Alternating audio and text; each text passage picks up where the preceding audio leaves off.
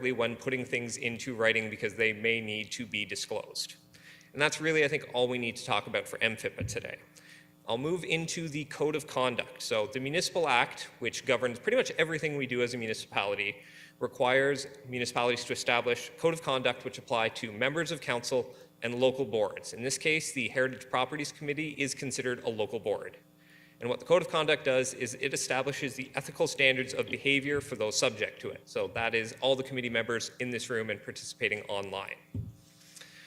So there's several points here about what the Code of Conduct for the City of Kingston means to committee members. I'm not going to go through all of them, but really simply what it means is your job is to act in good faith, uphold the purposes of the city, act with integrity, and to ensure the public trust is kept, as well as treat staff and members of the public with respect. It's really simple. It is like that poster of everything I needed to know I learned in kindergarten. It really does cover that. But I think the most important part, and one that can often be a source of confusion, is the last bullet point, which is about declaring conflicts of interest, whether real or actual or perceived. So I'll spend a few minutes talking about that. So under the code, committee members are required to avoid conflicts of interest. Now, what is a conflict of interest? I'll first state off that I'm not a lawyer and I'm not able to give any type of legal advice, so this is just my interpretation as well as information from the city's legal services department. So you have a real conflict of interest as described by the Municipal Conflict of Interest Act, as well as ones that are perceived or apparent. The biggest question we receive in the clerk's department is, can you tell me if I have a conflict of interest? And the person describes the situation. I will say now that only person who can determine if someone has a conflict of interest is the person themselves. So to help you make this determination, there are some key questions you can ask yourself. So they're on here, and I'll go through them briefly. It's, have I been any way involved with the matter personally or professionally? Or are any of my business partners or family matters involved in the matter? An important one too is, am I capable of addressing this matter without bias? Is my mind open to a different course of action than my original position on the matter? Another important one is especially, are you considering the public interest as a priority outside of any individual interest you may have in the matter? And lastly, the reasonable person test is, would a reasonable person who is aware of all the facts believe that I, as the person in this situation, could be influenced by other outside matters or interests? So it's a quite extensive list in determining what may be a potential conflict of interest. Now, what happens when you do declare a conflict of interest? They must be declared at the start of the meeting during that portion of the agenda. However, if you realize partway through the agenda and an item comes up and you do have a conflict, you can still declare it before that item hits the floor. And this is interesting with advisory committee members. You are able to stay in the room and still participate in the discussion on the matter if you have a potential conflict of interest, but you are not allowed to vote. This stems from, in the end, anything that's dealt with at the committee here is actually the final authority is council, hence why council members are not allowed to participate in any way if they have a conflict of interest at council. And my last few slides here, we're just going to quickly go through the committee agenda process. I realize this is your second meeting. For some people in the room, you have had many meetings, so this will be a quick overview for some of the new members. Under approval of the agenda, the importance of this section is this is an opportunity where you have to change the order of business on the agenda, or if you want to add anything under other business. We'll come to that in a moment. Confirmation of minutes, this is important as well. This is an opportunity for a member to change anything that may have been put in the unconfirmed minutes that's either an error or an omission. And it requires a vote to pass. So important thing to note is the minutes are the official record of the meeting. While we do have the YouTube live stream, that is not an official record. And the document is also not a transcript of the meeting. It is a high-level overview, and excuse me, and the confirmed minutes are posted to the city website after they are confirmed at the meeting. Quickly, two items we have are delegations. So these are presentations from members of the public. They are permitted up to 5 minutes to speak to an agenda item, followed by questions and answers with the committee. It's a limit of 2 questions per committee member. Staff are not allowed to answer questions during a delegation. In delegations, we prefer that they are about an item on the agenda. There's a maximum of 3 of those per meeting. However, if it is a topic that is generally within the mandate of the committee but not on the agenda, a delegation may be provided. And briefings, that is what I'm doing here today. It's an opportunity for staff to provide some more detailed information for up to 10 minutes, followed by an unlimited question and answer. Let's see if I can get this in under 10 minutes. One of my last slides here is motion. So these are requests introduced by committee members asking council to direct staff to provide information to a committee. The best practice for this is if you are thinking of considering a motion, discuss with staff first, and also with the committee clerk who can help you format things properly. Often, a lot of times, committee members may think something requires a motion, but it does not. It can just be a simple discussion with staff. If you do submit a motion, it needs to be in writing at least 1 week prior to the meeting by noon of that day. It's important to note, committees do not have any direct authority over staff and cannot direct staff to engage in any type of budget expenditure. It's the advisory part of advisory committees. So under other business, this is an opportunity for members to make a brief announcement on topics of interest to the committee. There's no debate or discussion here, and if somebody wishes to make an announcement under other business, it should be brought up under approval of the agenda. And correspondence. These are letters and emails that are received by the committee from the public, often about topics before the committee on an agenda. They can be referenced during the business portion of the agenda, but under correspondence, there is no debate or discussion either. And the last thing I'll talk about really quickly is meeting decorum, and we've covered a lot of these points, but a key thing, arrive to a meeting with an open mind and be willing to hear other perspectives. There's a lot of knowledge in the room, and you can often learn a lot by listening to the other people in the room, that being staff, other members, the applicant. If you're unsure about procedure, ask the chair for clarity. That is why the chair is here. If you're participating, again, going back to kindergarten rules, raise your hand, please, and the chair will be able to recognize you. Especially on Zoom, this is important. Sorry, you can tell I have a young child at home. I'm used to talking about kindergarten rules. And lastly, the chair is responsible for the overall decorum of the meeting. So while there may be disagreement, the chair is the person who makes the final decision. And they also make rulings on points of order that are brought up by committee members. Now, the chair can converse with the clerk about any sort of questions in these areas. And speaking of questions, I'm now done my presentation and happy to answer any questions you may have. Well, thank you very much, Derek. And I note that you did that under time. So I'm going to open the floor for some questions. Does anyone have anything they'd like to ask? All right, well, sorry? Is there something there? No? Okay. Well, thank you very much for the presentation. I think that was very informative, particularly the conflict of interest portion and understanding what that means. I think in this day and age, it's important that we're clear on those points. Okay, well, thank you very much. So we're going to move to our second briefing then. So I'm going to ask Director Campbell to introduce Jonathan Tinney, who's going to speak to the committee. Hello there. Okay. Oh. Sorry, we're missing our amendment, which could be before Philip's presentation. She sent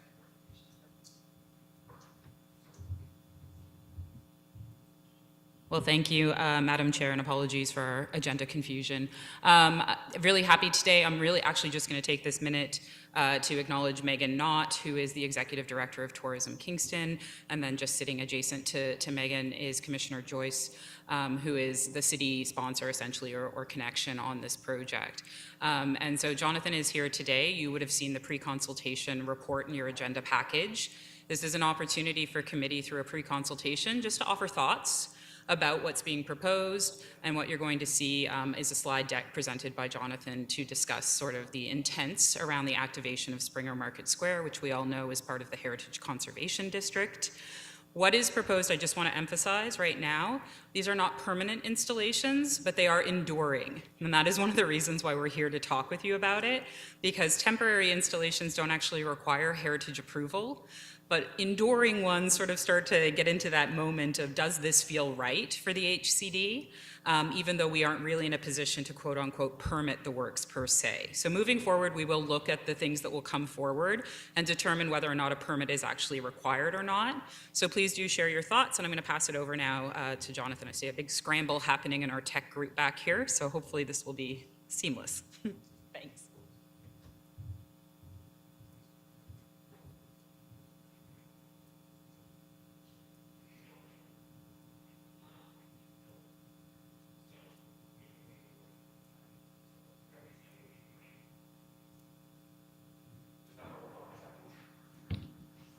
Apologies, everybody. We're just going to resend him the invite.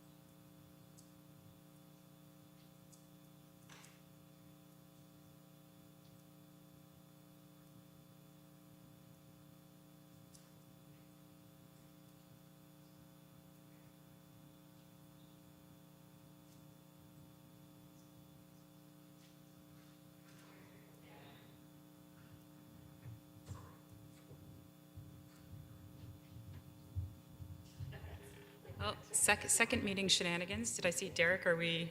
No. Okay. Well, Megan has graciously agreed that she will present. Oh, I can see he has just joined the meeting. Sorry.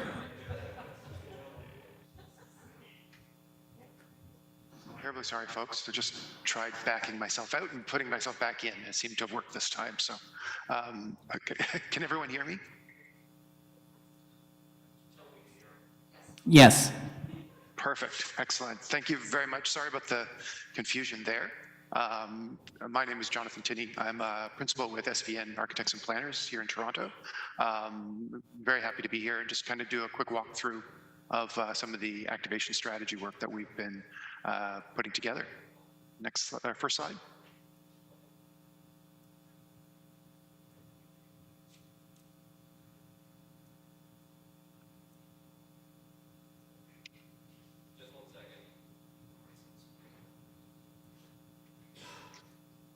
Just wait till.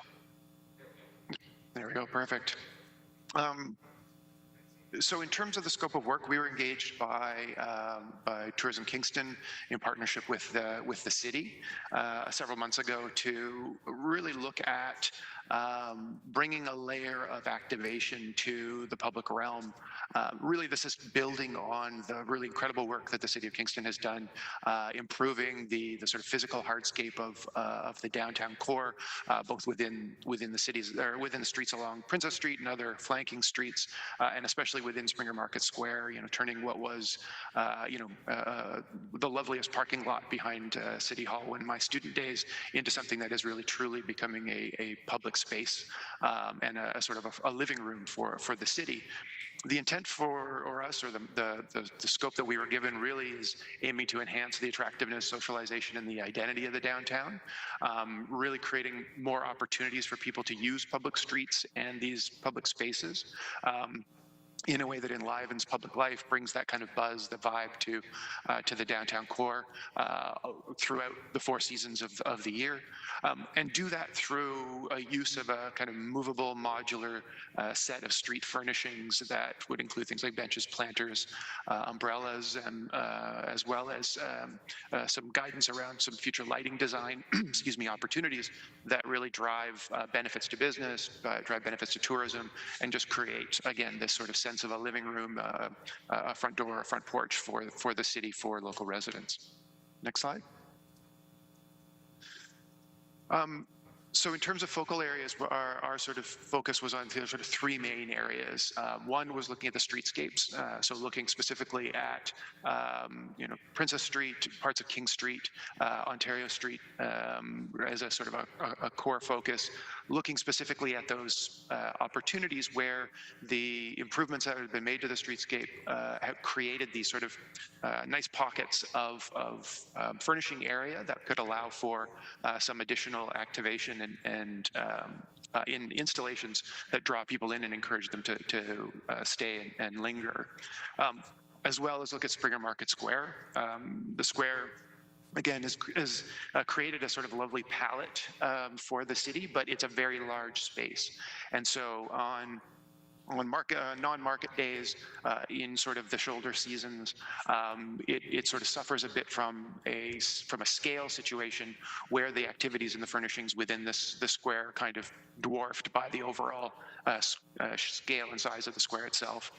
We also wanted to look at those specific function days. So how would these additional furnishings work on market days in the context of larger music events, obviously within the context of the ice skating rink in the winter months as well.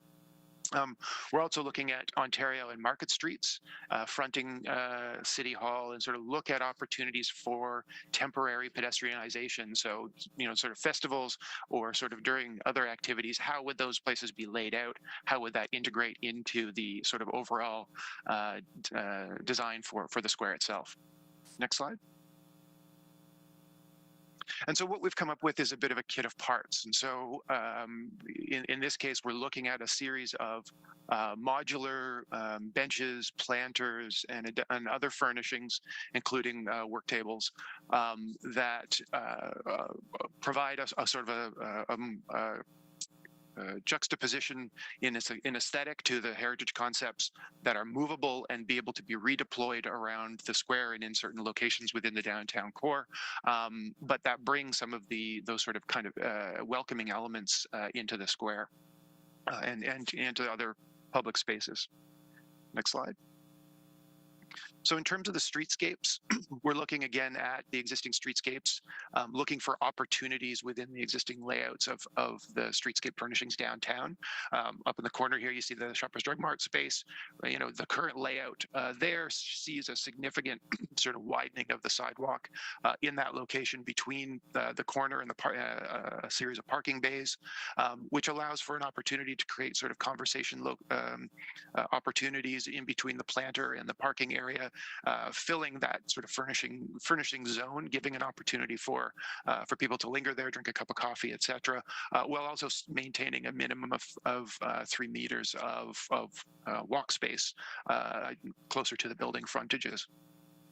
And so there's a number of these opportunities going up and down Princess Street, as well as on some of the flanking streets. And so our strategy looks at where those opportunities are and what some potential deployment of furnishings could be in those locations. Next slide. For the square, as I mentioned, this is probably the bigger sort of meat of the strategy. The approach here is really trying to create a sort of what we call a square within a square concept. And so looking at an opportunity that provides seating and furnishing on a portion of the square to create a sort of smaller, more compact and more defined area for market and other sort of festival activities.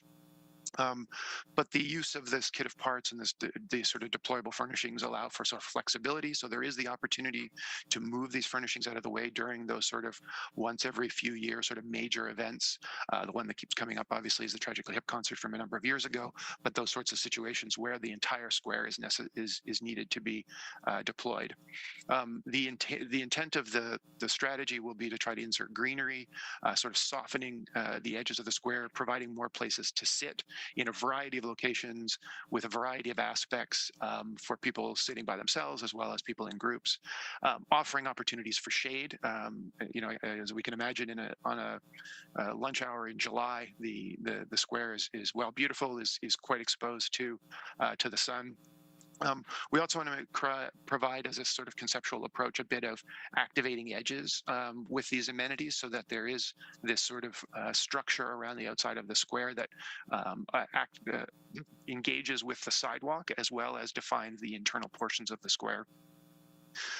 We'll look to deploy sort of the biggest, sort of heaviest and hardest to move pieces sort of at the edges, and have lighter, smaller furnishings within the interior, so that those can be moved around, deployed, and moved depending on the day, and obviously again on those market days, to be able to ensure that continues to go forward.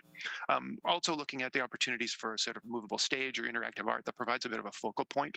So as people are sitting looking into the square, that there's something that they could be looking at, something that children are playing on, something that could be activated by buskers or other sorts of programming throughout the day. Next slide. And so this is sort of the first concept here. So what this assumes is sort of a non-market summer day-to-day sort of a deployment. And so what we see is around the outside edges, adjacent to the sidewalk, the sort of larger planter bench combinations that allow for seating facing both the sidewalk as well as into the square. Provide some sort of low greenery. These would be, again, they would soften and provide that sort of green texture to the square, but would not necessarily allow for sort of significant trees or other things that would potentially impact views to the cupola or views down the sort of streets as per the HCD guidelines. The row inside of that would be sort of a smaller scale sets of either benches and seating or work table, cafe tables with umbrellas to allow for shade. The focal point, as we see here, a lot of this sort of seating would sort of focus and direct itself into that sort of focal point area. To allow, again, the opportunities for people to watch or keep an eye on their kids as they play on the art or some other activity. The flex space in the middle would be open for different activities, different whether it's rentals or different activations that would be undertaken either by the BAA, the Tourism Kingston, or others. Jonathan? Yes. Hi, just one more minute. Oh, sorry. That's I didn't okay. notice. I'll go really quickly. So next slide, please. This is a farmer's market layout. And so within this, again, we provide for space. This maintains most of the furnishings in the same locations on the outside, but allows for space for 40 market tents inside the square, as well as an additional expansion of tents on Market Street for those sort of busier days. The intent here is really to align with the historical layout of Market Square, with the rows going along the same lines as the rear wing of City Hall, and sort of moving and maintaining that activity. Next slide. This just gives an idea of a sort of an event that you would see sort of with the stage mounted on Market Square, as well as bleachers and audience opportunities within the flex space. Next slide. And then this shows a sort of winter layout. And so the allowance for the ice rink, allowance for the Zambonis, movement in and out. And then this would allow for the redeployment of some of those smaller benches and seating and planters to be provided around the outside to provide viewing space and opportunities for people to tie up their skates. And so this is reuse of the same furnishings just in the winter months to allow for activation around the ice skating rink. Next slide. So Jonathan, I'm just going to have to cut you off there, but we've got a fairly full agenda and I'm cognizant of the time. So I am going to open it up for questions. Thank you. What I've seen so far looks exceptional. So does any member of the committee have a question? Okay, Jane? My first question is, would we have an opportunity to send comments instead of taking up the time now? Director Campbell? Yes, thank you. And through you, I actually just asked the same question of Megan. So we will circulate the slide deck. You'll have an opportunity to digest it. And then we'll set a little bit of a timeline on that maybe, and then you can send our comments in and we'll be sure to share them with Megan and the team for sure. Great. Okay, any further questions? Jonathan? Sorry, Gunnar? It's me. I hope I didn't miss it, but it appears that there's an awful lack of greenery in the movable summer scenery. Is there any provision such as movable potted trees to provide some shade and some greenery in the summer environment? Jonathan? Sure. Yeah. No, some of the larger planters that we're looking at can hold some smaller tree species, as well as a sort of a selection of planted material. So there will definitely be greenery that's provided by the strategy. That's part of its aim. There will be some limited shade that can be provided through sort of smaller tree species in those planters, but significant trees, those would be sort of a larger level of infrastructure that we couldn't necessarily accommodate here. But certainly the aim of this is to provide that greenery and some shade, either through the planting species, but also through the provision of a sort of a new approach to umbrellas within some of the seating. And Director Joyce, you had a comment about it? Thank you, through you, Madam. So the intention is actually to bring a higher level of greenery to Springer Market Square. There won't be tall trees, obviously, but the idea is to provide a more green environment in the square to complement what we have right now out there in terms of the trees just around the amphitheater.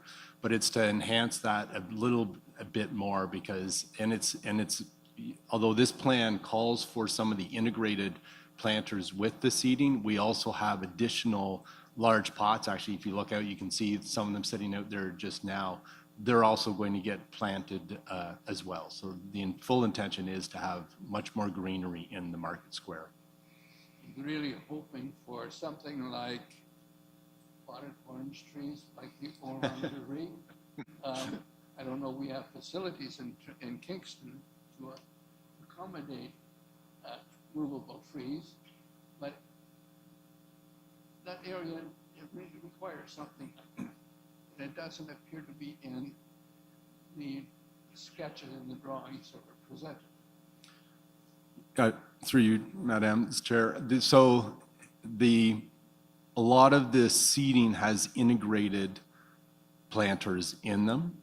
And it's those planters that'll be working with my public works crew on what's actually going to be in those planters. But I can assure you what I'm actually trying to do overall in the entire downtown, including Springer Market Square, is bring much more greenery than what we have today. So I can assure you that that is of strong desire and intent. Thank you very much for those comments. So, Gunnar, I think, we have opportunity to, we have opportunity to give more consideration to what's been presented to us. So the entire slide deck's going to be provided, and then we will submit comments that can go back and be considered. So if you have some suggestions, I think that would be a great way to give them in a more fulsome sort of manner. Okay. So, I guess my last shot at it, I would like it to be bold, and what's there is not bold. thank you, duly noted. And so send forward the comments. I'm quite sure that they'd welcome some extra thoughts on the matter. So thank you very much, Jonathan. Thank you very much, Megan. I really appreciate the presentation and your attendance today. Great, thank you. Okay, so we're going to move on in our agenda to the business portion. So we've had a committee procedure orientation, the reports attached in the schedules. It's for information only. However, are there any questions regarding it from committee? Okay, and seeing none, we're going to move to item B. So Kingston Heritage Properties Committee orientation. So again, there's report attached, and it's for information only. However, we have a presentation from Philip, so I'm going to have Philip give us the goods.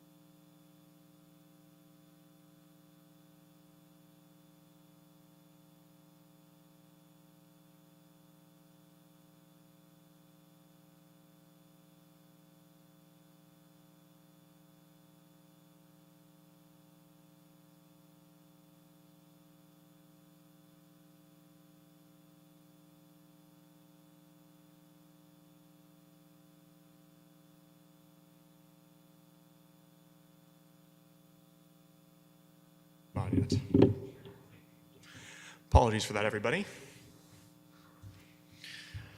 Hello, members of the committee. This is the second of our orientation sessions. The slides and associated notes will be provided similar to the last meeting after this meeting as well. So this presentation will focus on two large parts of the Heritage Register. Part 5, designated properties and listed properties, as well as how these properties are able to be added to the register as such. The other categories will continue to be covered in more detail in subsequent meetings.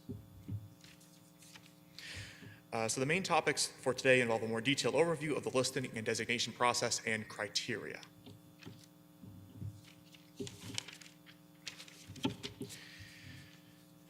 So municipalities include listed properties on the register that are believed to be of cultural heritage value or interest but have not been formally designated. Generally, listing a property is an indication that the property has heritage value and needs further review prior to designation. The tool is envisioned to be a precursor to designation. As such, certain protections are conferred to protected properties that other properties do not have. Importantly, Council shall consult the Heritage Property Committee prior to listing a new property or removing a listed property from the register, similar to what we heard last week.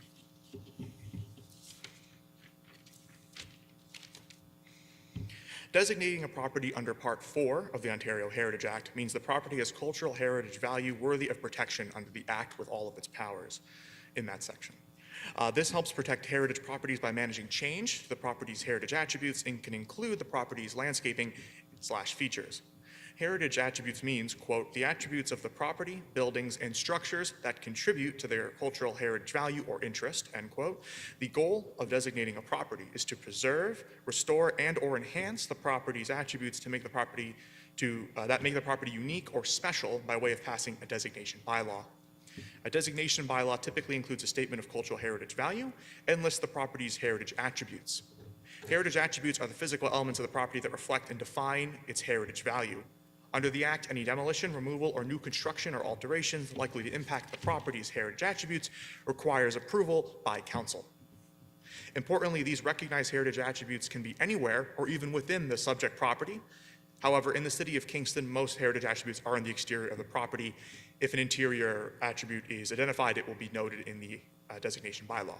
With regard to the roles, Council must consult with the Heritage Property Committee before designating, de-designating, or amending a designation bylaw for individually designated properties.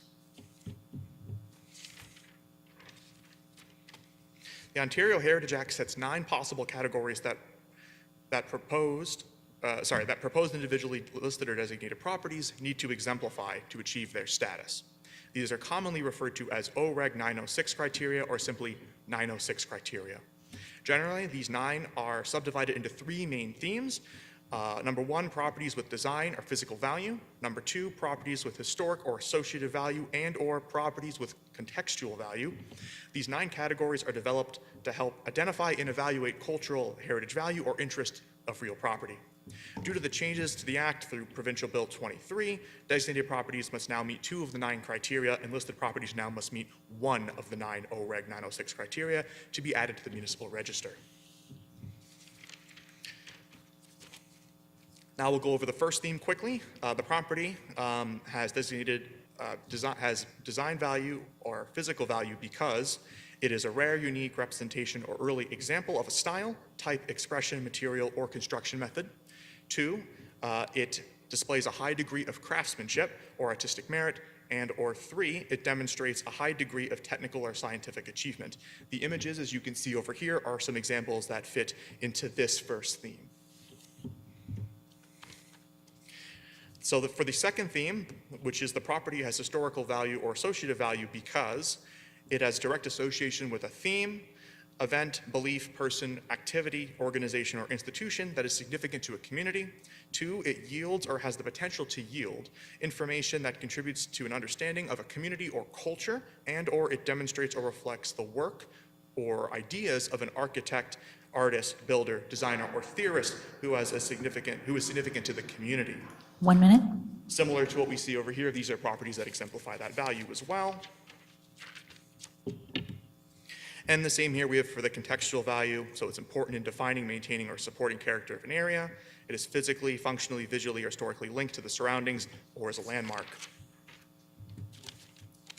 So as we can see here for the listed register, we have a couple of the main themes that we can see here that would be done through how we get a property on the register. So staff would go over the OREG 906 criteria to see if it's one of the 9. There would be a report to the Heritage Property Committee. There would be a report and committee recommendation sent to council, and the council decision on a listing a heritage property would then decide if the property was listed or not.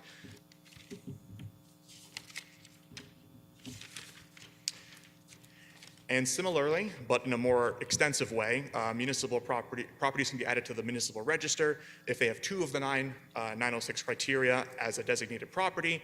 This is done typically by researching the property. The bylaw would then be presented to the Heritage Property Working Group for feedback. It would be circulated to the committee to get comments, and then we would hopefully get those comments before the meeting, craft any of the feedback we get into the bylaw and into the report, into the notice, and then go forward.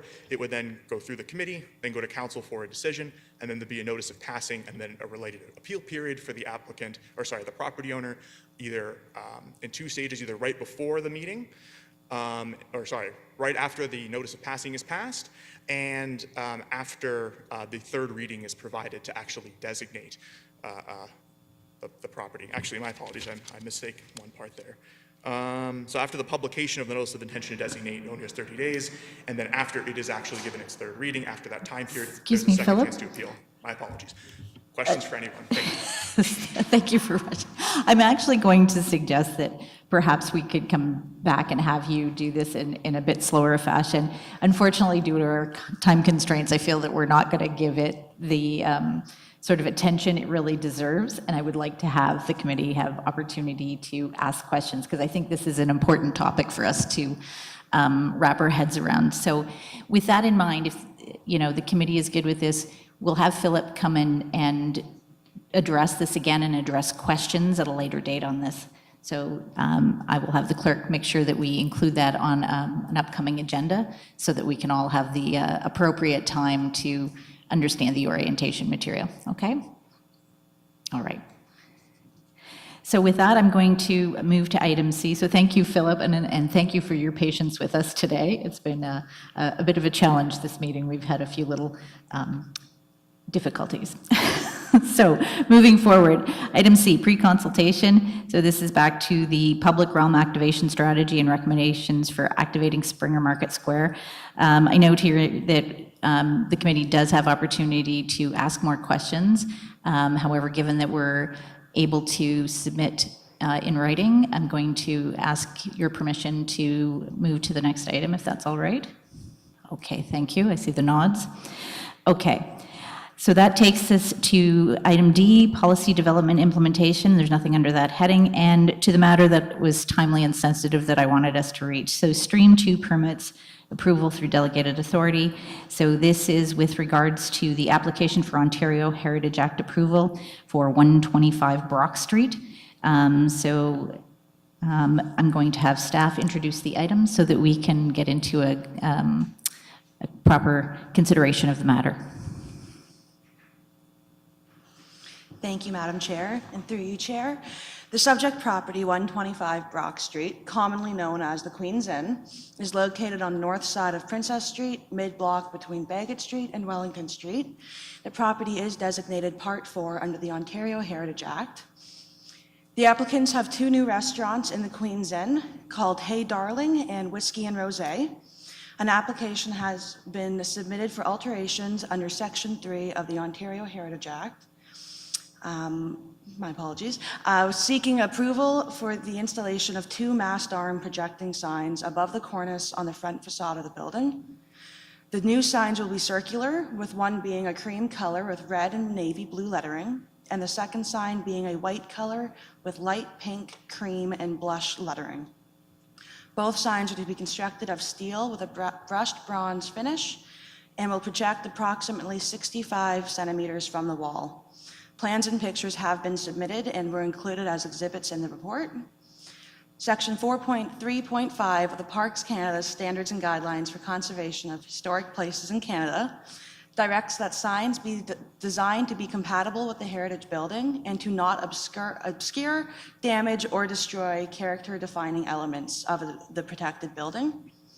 The cornice on the front of the facade of the Queen's Inn is a feature that contributes to the heritage characteristics of the structure, and a condition of approval has been included requiring that the signs be located above this cornice. This will ensure that the cornice is not damaged, concealed, or obstructed by these new signs. The applicant does intend on installing these new signs above the cornice, as we have spoken about, using the existing holes that currently holding flags.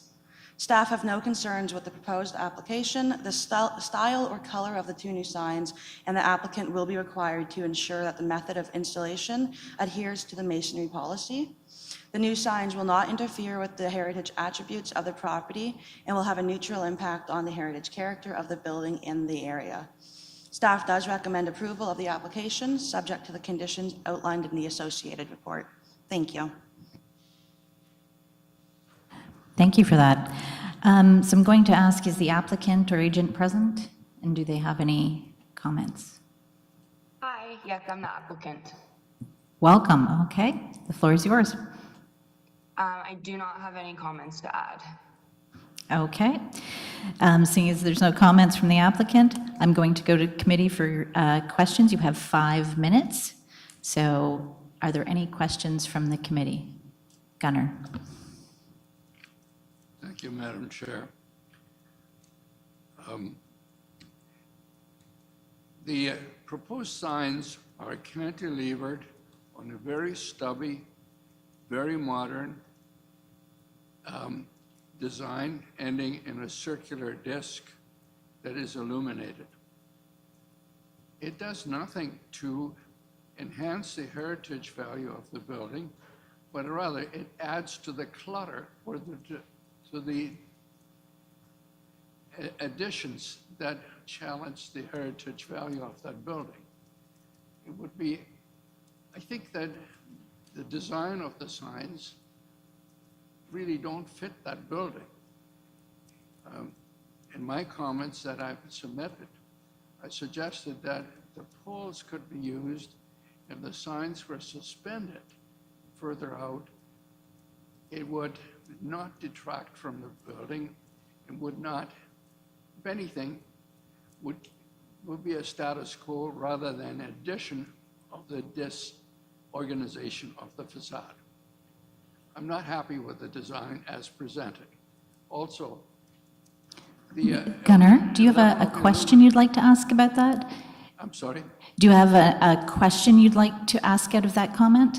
I have commented. Do you have a question? This is the opportunity for some questions, so I'm wondering if you have a question for anyone about the Question application. to the applicant is, would they consider redesigning the signs to be more compatible with the original design of the building? And do you wish to answer? We designed the sign to be in accordance with the sign bylaw, and the design that we took into consideration was to be minimal and respectful of the building. Thank you. Is there any comment from staff? Okay. Gunnar, you still have some more time left. Do you have any further questions?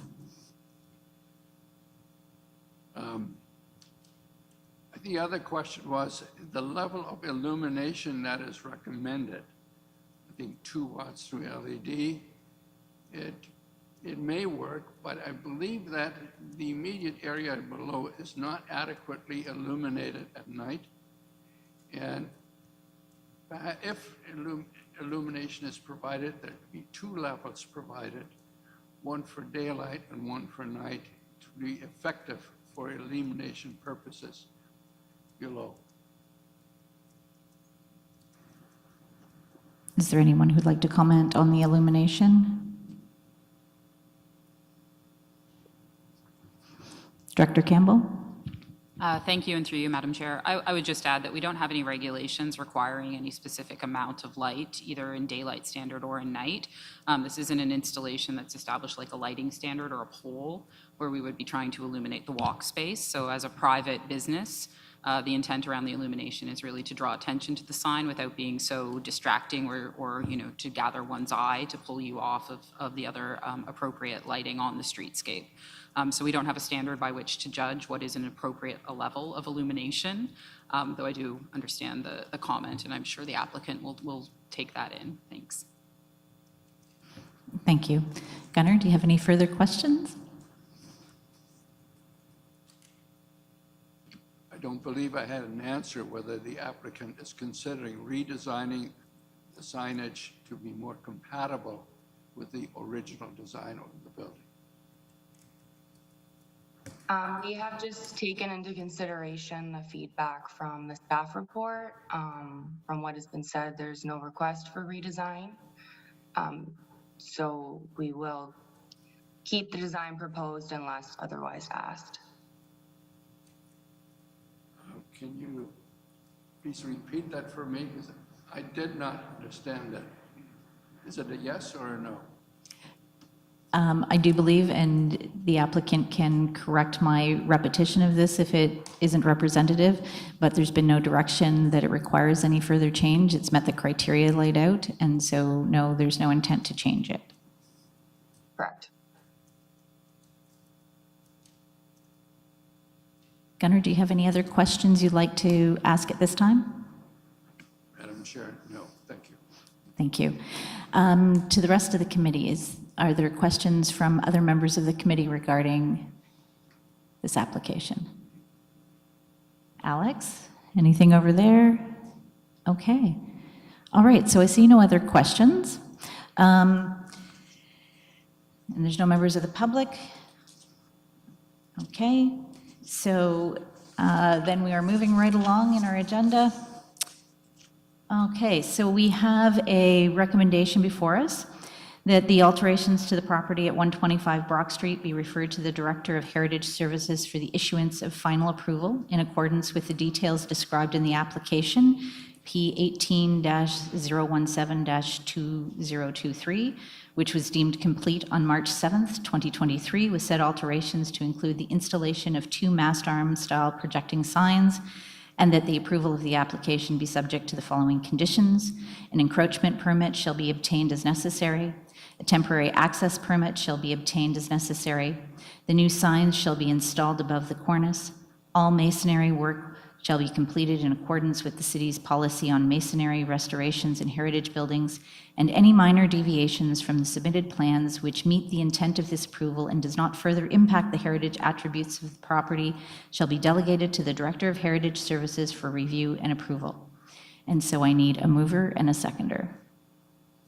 I would like to move that that report be accepted. Okay, so Anne has decided to move it. Do I have a seconder? Okay, and Jane is seconding. Okay, so any final comments from committee? Madam Chairman, I think the And owners. so of this Anne, could you just move your mic closer to your mouth? The owners of that property seem to be very using the already the holes in the wall. I think they've been respectful for this. Thank you. Would anyone else like to comment? Okay, I see no further comments, so I'm going to call the vote. So all in favor? Okay, and I note that is passed with Gunnar voting against. Thank you. Thank you to the committee for moving along so quickly through that. So we're now on to item F, Stream 3 permits, approval through council authority. Subject application for Ontario Heritage Act approval. Address is 14 Drummond Street that we're considering. So I'm going to ask staff to introduce the application. Thank you, Madam Chair. The subject property, 14 Drummond Street, is located mid-block between Wellington Street and Regent Street on the east side of Drummond Street. The subject property is included within the Village of Berryfield Heritage Conservation District and contains a 2-story, 3-bay, side gable residence which is designated under Part 5 of the Ontario Heritage Act. An application for construction under Section 42 of the Ontario Heritage Act has been submitted to request approval for the construction of a 1.5-story detached garage. The proposed attached garage will be constructed in the backyard of the property behind the main dwelling and will have a similar appearance through materials and colors as the 2002 home addition done to the rear of the property. The color scheme for the garage includes a light gray color for the windows and door, while the exterior wood cladding will be stained in the same light blue color that was used in the 2002 edition. The color of the garage door and asphalt roof have yet to be determined, and as a condition of approval, staff requests that details, including colors, materials, and dimensions of the new garage door and roofing, shall be submitted to Heritage Planning staff prior to the installation for final review and approval. Overall, the construction of the detached garage will have a neutral heritage impact on the district. It adheres to section 4.5.3 of the HCD plan, as it is located behind the main dwelling and has a lower profile than the main dwelling. It will not be visible from Drummond Street nor from Regent Street, and it will have similar elements as the 2002 edition. Staff does recommend approval of this application, subject to the conditions outlined in the associated report. Thank you. Thank you, Nikki. Is the applicant here, and do they have any comments, anything further to add? Hello, can you hear me? All right, go ahead. Yes, my name is Todd. I work for Mark Peabody. I am here. I have no further comments. Thank you. Okay, so now I'm going to go to the committee. So are there any questions from the committee regarding this? And note that you have 5 minutes. Okay, Jane? Just a couple of quick questions. So the south elevation, could you explain what is an opaque wood recessed panel wood door? That's number one. And number two is I noticed the windows are fixed, and I wondered, was there any consideration about ventilation in this building? Thanks. Okay, so would the applicant like to address that? Sure. The long-winded version of the door is just basically to say that it is a recessed panel door with stile and rail with no glass entry door. And the windows, it was asked to the clients if they wanted ventilation in there, and they decided against it. So that was a client request that they remain fixed so as not to have any moving parts to not work when it's not nice out, I suppose.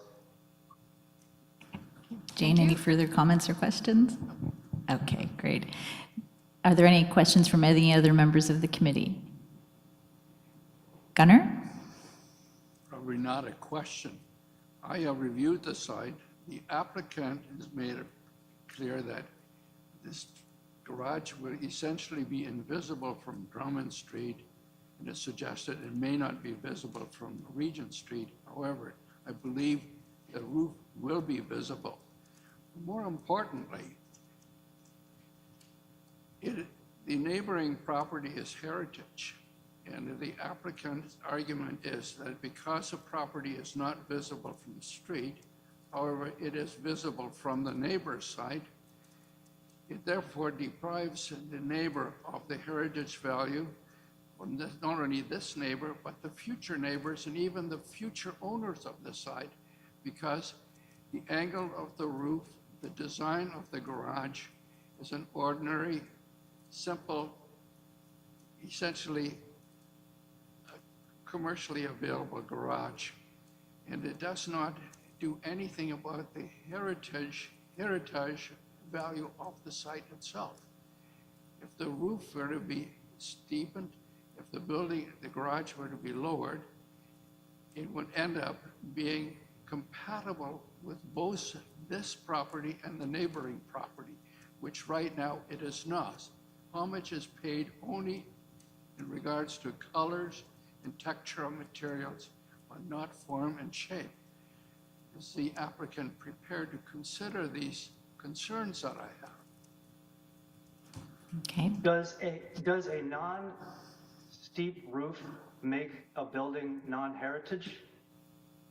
Because I can find many examples in Berryfield that would suggest the opposite of that.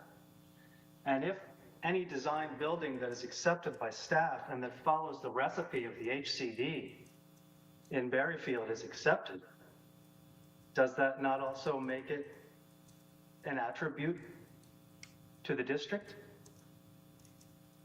if we were to lower this building lower on the site, a site which has exposed bedrock, we would be into putting the floor of the garage lower than ground level, thus creating a sump issue that would need pumping and drainage.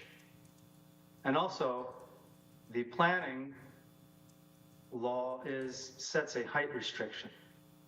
So given the accessory building footprint that we are allowed, 10% of the site area, and the height restriction, were we to raise we are unable to raise the roof. The roof is as steep as it can be, given the ability to park a medium-sized vehicle in the building and still allow storage in the attic. Thank you. Do you have any further questions, Gunnar? It appears that the drawings that were submitted or part of the submission include foundations. The current submission implies that it's slab on grade, whereas if we had maintained the foundation and foundation wells that are shown, the impact of lowering is not significant. Am I correct in assuming that it is now slab on grade? The foundations shown on the drawing are adherent to OBC 912.2.2, which suggests that drawings need to show a minimum depth of either 4 feet for frost line or bedrock. So that is a diagram that shows that. Without excavation, we don't know where bedrock is yet. We can only see on other places in the site where bedrock is showing. We suggest it's shallow. The idea of the foundation will be to dig until we hit bedrock, place the footing, place the foundation, fill it with gravel, and then cap it with a slab. So if this is a proper definition of a insulated slab on ground, no. Our idea for the foundation would be putting foundation wall, backfill with gravel, and slab on top, to be determined by the depth of the bedrock. Okay, I'm going to interject here as I think we're now sliding into planning matters, but I will ask if Heritage, yes.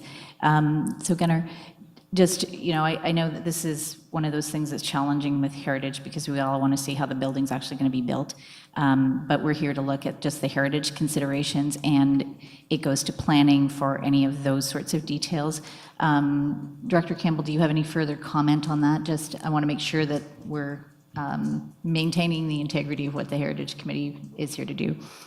Yeah, thank you, and through you, and I would agree with that understanding. Building, certainly permits would be required on this. When planning is required, they would be consulted on those details. I think the applicant has also shared the information. Compliance with the HCD, conformity with the standards and guidelines for heritage places and spaces are really the matter before the committee today. Also reminding everyone, this is a Part 5. So the HCD plan does provide the guidelines to help us to understand this application, and that's what Nikki certainly focused on with the applicant in the review. Thank you. Thank you, Director Campbell. So, Gunnar, I would suggest that, there is opportunity, for when they go to permits through planning, that if you have concerns that are in that regard, to comment on anything that comes up on Dash. With regards to those permits. So anything that's related to that, that's the opportunity to comment in that regard. Do you have any further questions regarding the heritage attributes or the heritage considerations for this property? Madam Chair, I voiced my concern because of the shape, the configuration, and so on, and respecting the current and future owners of this and the next property. I feel that considering those, I have no choice but to vote against it. Okay, and we will get to moving the motion momentarily. Okay, thank you, Gunnar. All right, so is there anyone else from the committee that has any questions in this regard? Okay. All right, and seeing none, then we will move to the actual oh, sorry, I just want to make sure are there any members of the public here? Okay. All right, so I'm going to look to the committee to move this motion. It's particularly lengthy, so if you will bear with me, we might not read this. Is that all right? Okay. So do I have a mover? Okay. Anne, and a seconder? Alex. Thank you. Nice to see you, Alex. All right, and so now, any final comments from the committee with regards to this motion? Jane? Just one wee comment, and that is, if it were my house, I would have 1/1 windows as opposed to the just plain piece of glass, but that's kind of a personal preference, I guess, although the 1/1 would match the original home, so. Thank Jane, you. I think that's a good comment. I will bring that up to the clients. Although they did request that the garage pair up with the more modern addition, but I think that the 1/1 would not only introduce some fresh air into the garage, as you suggested, but would also pay a homage to the original structure. So that I will bring that up to the clients for sure. Thank you, that's much appreciated. Any other comments from committee on the motion? Okay, then I'm going to call the motion. All of those in favor? Okay, and that's carried with Gunnar dissenting. Thank you.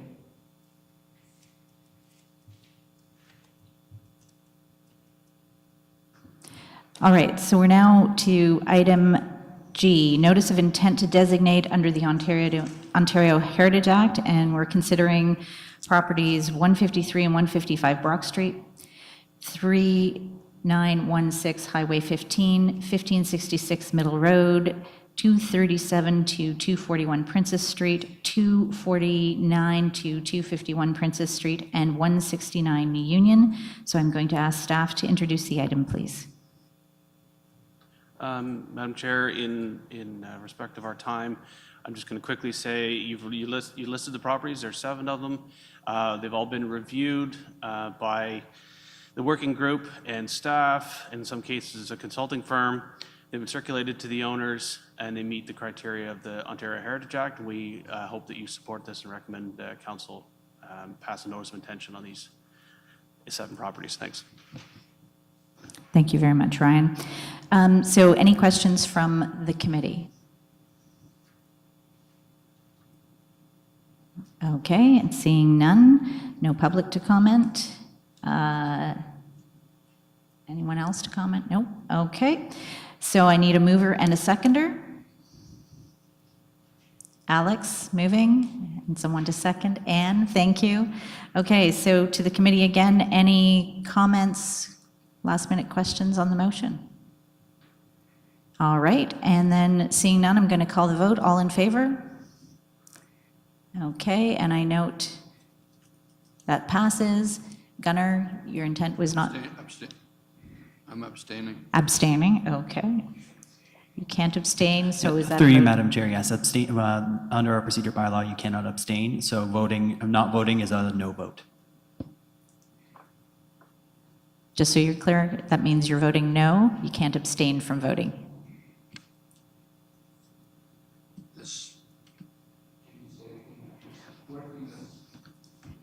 That's all right, Gunnar, no problem. So you can't abstain, you can vote yes or no, so I just want to make sure that we're clear on your vote. You vote in favor, thank you very much. Okay, and so that passes. Well, that took me through a couple of sheets of paper. So we're on to item I, appointment to the North Kingstown Secondary Plan Working Group. So staff, can you give a quick explanation? Certainly, and through you, Madam Chair. The North Kingstown Secondary Plan Working Group has about a few meetings left. It's just dealing with the area around there for the actual secondary plan, as that work was not completed before the pandemic hit and has been suspended. So they're just finalizing the report now, but there's plenty of time and plenty of opportunity to add to the plan that's going to go forward. So happy to see anybody join the working group. So we are looking for a volunteer.